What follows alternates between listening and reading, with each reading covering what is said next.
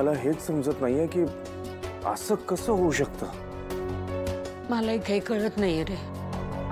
आणि कमळीने असं काही केलं असेल यावर विश्वासच बसत नाही माझा. माझं डोकं चालेना असं झालंय रे. आपली वेळच खराब आहे म्हणायचं. नाही आई, खरं तर आपलीच चूक आहे. आपण बाबांकडे लक्ष दिलं नाही म्हणून हे असं झालं. खरं तर आपल्यापैकी कोणीतरी 24 तास बाबांबरोबर थांबायला हवं. आणि मला हे पटतच नाहीये की कमळीने हे सगळं केलंय.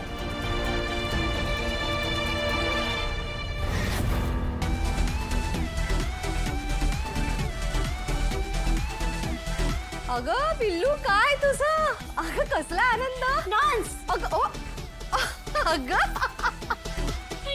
अगं अगं नाचो. अगं हो आई हिचं बघाय चालू आहे.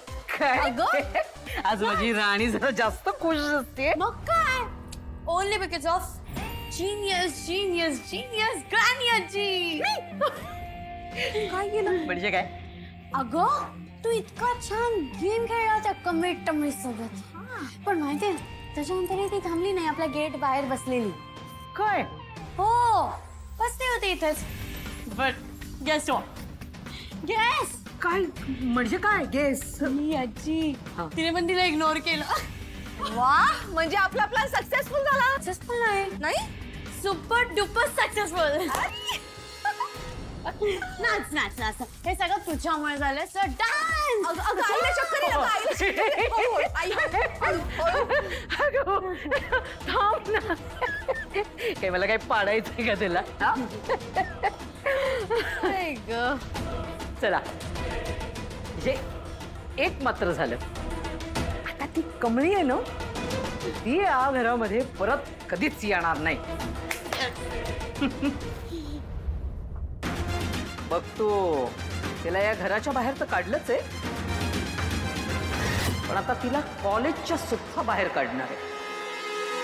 तुला खूप त्रास दिला ना तिने, आता तिच्या हातात काही एक उरणार नाहीये. तिला माहित नाहीये ही कामिनी काय चीज आहे ती.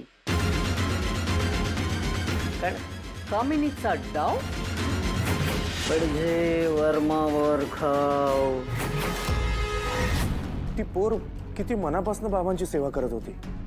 हो ना, मला सुद्धा नाही पटत आहे. पण अरे ते तेल गावाकडून तिनेच आणलं होतं ना.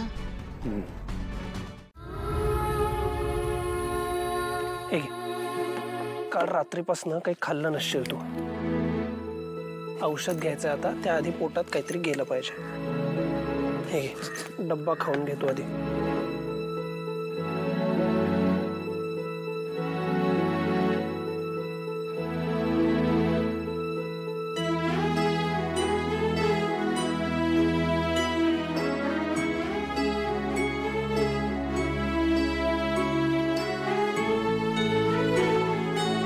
या स्पीडने खाल्लंस ना तर कॉलेज संपेल पण डब्बा नाही संपणार. तुझी हरकत नसेल तर मी भरू.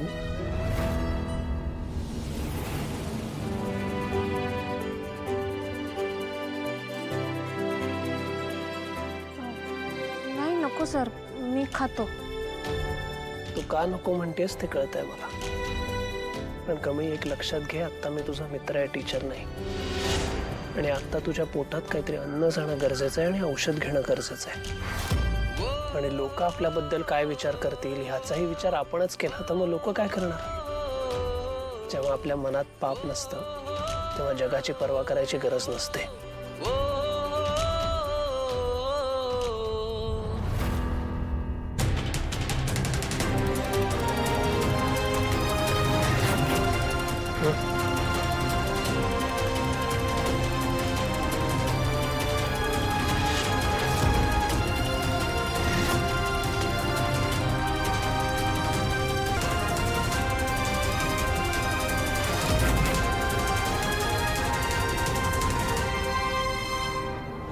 सर बस झाला. अरे बास काय, शेवटचा घास राहिला, एवढं फिनिश कर.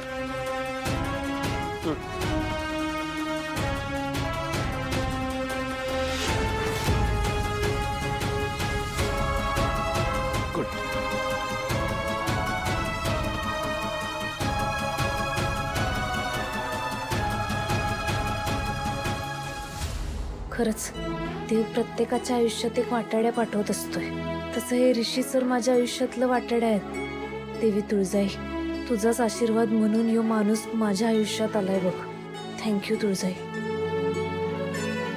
ठीक आहे, औषध घे आणि आता हॉस्टेलवर जाऊन आराम कर.